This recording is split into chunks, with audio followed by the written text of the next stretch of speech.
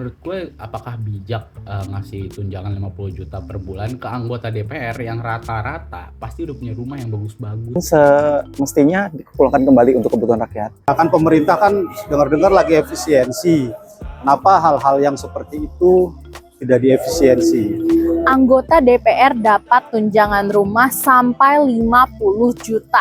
Hah? Kok bisa? Sekretaris Jenderal DPR Indra Iskandar mengatakan bahwa anggota DPR periode tahun 2024 sampai 2029 mendapatkan tunjangan perumahan sebesar 50 juta rupiah per bulan. Hal itu disebabkan karena anggota DPR pada periode ini tidak mendapatkan rumah dinas yang biasanya berlokasi di Kalibata, Jakarta Selatan. Adapun rumah dinas itu dinilai sudah tidak layak dan tidak ekonomis untuk diberikan atau dijatahkan kepada anggota DPR. Adapun selain gaji pokok, anggota DPR juga menerima berbagai tunjangan. Di antaranya tunjangan suami istri sebesar 10% gaji pokok, tunjangan anak sebesar 2% gaji pokok maksimal 2 anak, tunjangan jabatan, tunjangan beras Rp30.090 per jiwa maksimal 4 jiwa, lalu ada tunjangan kehormatan, tunjangan PPh pasal 21, uang sidang atau paket, kemudian tunjangan komunikasi, tunjangan fungsi pengawasan dan anggaran, bantuan listrik dan telepon, asisten anggota, serta fasilitas tambahan seperti perjalanan dinas dan pemeliharaan rumah yang nilainya bisa lebih dari 50 juta rupiah per bulan. Nah, kira-kira gimana ya pendapat warga terkait tunjangan rumah yang mencapai 50 juta rupiah per bulan ini?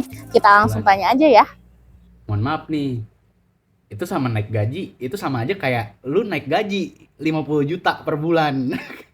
Kalau dapat tunjangan, menurut gue apakah bijak ngasih tunjangan 50 juta per bulan ke anggota DPR yang rata-rata pasti udah punya rumah yang bagus-bagus gitu tanpa perlu tunjangan dari negara gitu. Bahasan yang lagi sulit banget di tengah-tengah masyarakat kan, kayak in this economy banyak rakyat yang udah kayak hopeless untuk punya rumah sendiri. Agak tidak sensitif aja gitu, tidak bijak dan tidak sensitif untuk ngasih tunjangan 50 juta per bulan. Mohon maaf nih. Ya, pendapat saya sih miris aja gitu di tengah kesulitan ekonomi warganya gitu. DPR dengan gampangnya dapat 50 juta ya untuk tunjangan rumah dinas gitu. Ya, mungkin itu aja sih, miris aja dengan kondisi warga gitu. Rakyatnya lah yang lagi sulit, sebagian besar sulit ekonominya. Di sini kita kan selalu melihat sebagaimana DPR itu adalah representasi daripada kepentingan publik kan, terutama rakyat. Apalagi mewakili kita juga Gen Z gitu kan, yang akan menjadi generasi nanti penerus-penerus mereka gitu. Dengan melihat hal-hal seperti yang itu, kita semakin diperlihatkan bahwasanya uang yang dititipkan gitu kan dari rakyat untuk mereka ini kan semestinya dikumpulkan kembali untuk kebutuhan rakyat. Tapi kenapa semakin kesini malah semakin menjadi seperti dibuat untuk memfasilitasi mereka seperti itu kan. Artinya begini, justru DPR itu fungsinya perwakilan rakyat atau pemeras rakyat kayak gitu. Karena pada akhirnya, apalagi akhir-akhir ini, selaku orang yang emang aktif di media sosial juga kan, selalu dipertontonkan dengan keculasan-keculasan dan juga kebijakan-kebijakan yang serampangan.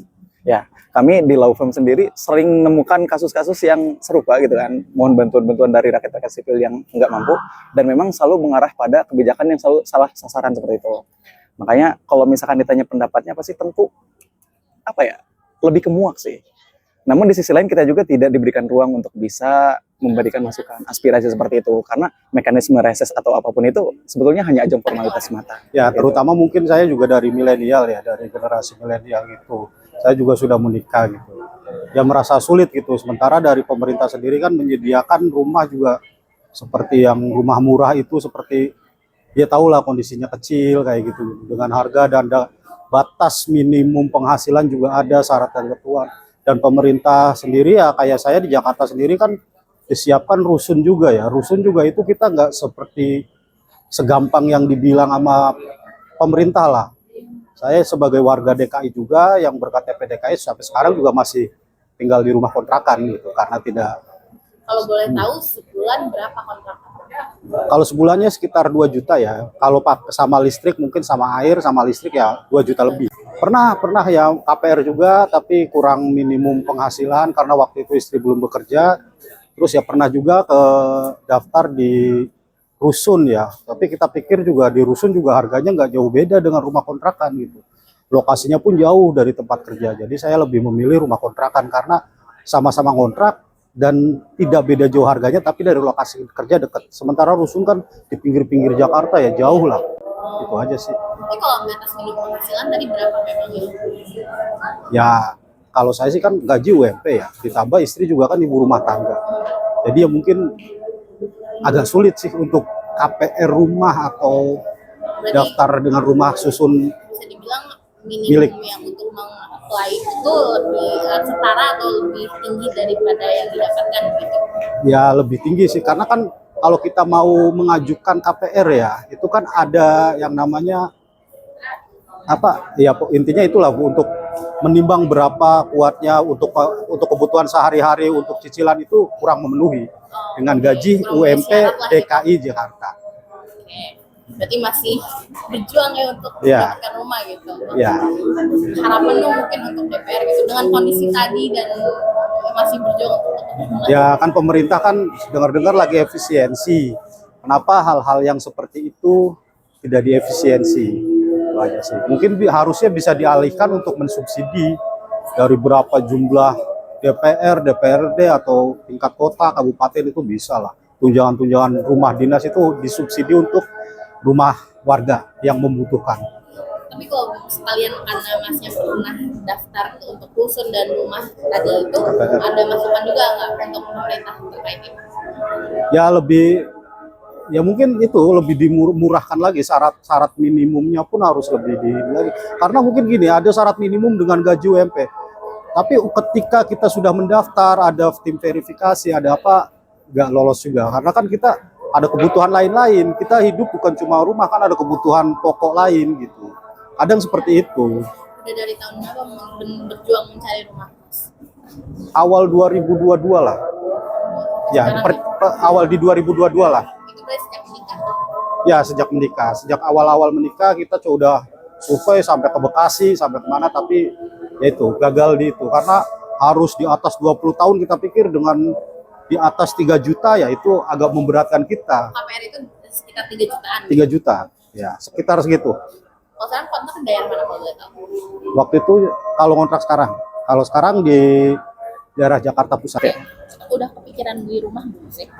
Saya udah beli. Oh udah beli? Ya udah Oke. beli. Tapi kalau boleh tahu gimana nih perjuangan untuk mencari rumah itu dari kapan sampai kapan akhirnya beli dan mungkin Sama tunjangan rumah yang tiba DPR nggak bisa dibandingin sih. Karena posisinya ngumpulin uang buat DP dan juga ngambilnya aja itu dari zaman SMA. oh berarti udah nabung dari SMA? Udah nabung dari SMA dan baru kebeli ketika kuliah semester 5. Banget. Kayak gitu. Ya, ya, tapi emang nggak bisa dibandingin kan, tetap masih KPR lah kayak gitu rumahnya. Maka kalau misalkan Oh, iya, tadi masih proses KPR. masih proses KPR, karena ya kalau dibandingin sama tadi tunjangan apa DPR nggak match sama sekali gitu. Makanya ya enak sih. Kalau boleh tahu berapa KPR per bulan? Kalau KPR per bulan, kalau saya karena ambil 2 unit jadi 2. Dulu gue pengen banget punya rumah sendiri gitu ya, yang ya udah punya gue, hak milik gue gitu. Tapi melihat KPR yang yang akan gila-gilaan, dan KPR itu adalah apa ya, kalau gue bilang KPR itu tanggung jawab seumur hidup gitu, karena kan bisa berpuluh-puluh tahun sendiri lu nyicil rumah kan. Jadi kayak kalau mau realistis akan lebih gampang buat ya ngekos atau tinggal di rumah orang tua untuk jangka waktu yang lama gitu, sampai akhirnya kalau bisa punya rumah sendiri. Tapi itu pun kayak kalau bisa gitu, kalau enggak ya udah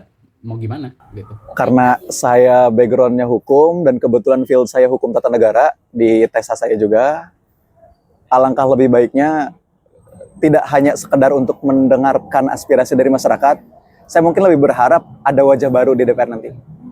Karena ya ketika masyarakat yang dipimpin adalah masyarakat muda, Gen Z, maka otomatis pimpinannya juga harus Gen Z juga. Karena lebih paham. Apa sih yang cocok? Kalau ditanya, Seperti apa gitu? kalau misalkan ditanya sosok seperti apa, karena pemangku kebijakan ya, maka otomatis orang yang paham dengan setidak-tidaknya bare minimumnya hukum lah. Karena seperti yang kita ketahui rata-rata yang masuk ke kursi DPR ini penguasa, bukan bukan ahli hukum atau ahli kebijakan seperti itu kan. Makanya gambarannya semoga nanti mungkin bisa dari kalangan akademisi sih. Karena saya sendiri akademisi, ngarepnya mungkin bisa nanti ada wajah baru Gen Z dari kalangan akademisi yang bisa masuk ke Senayan sana. Ya kan pemerintah kan dengar-dengar lagi efisiensi. Kenapa hal-hal yang seperti itu tidak diefisiensi? Itu aja sih. Mungkin harusnya bisa dialihkan untuk mensubsidi dari berapa jumlah DPR, DPRD atau tingkat kota, kabupaten itu bisa lah. Tunjangan-tunjangan rumah dinas itu disubsidi untuk rumah warga yang membutuhkan. Tapi kalau sekalian karena masnya pernah daftar untuk rusun dan rumah tadi itu, ada masukan juga nggak untuk pemerintah terkait itu? Ya mungkin itu lebih dimurahkan lagi, syarat minimumnya pun harus lebih lagi. Karena mungkin gini, ada syarat minimum dengan gaji UMP.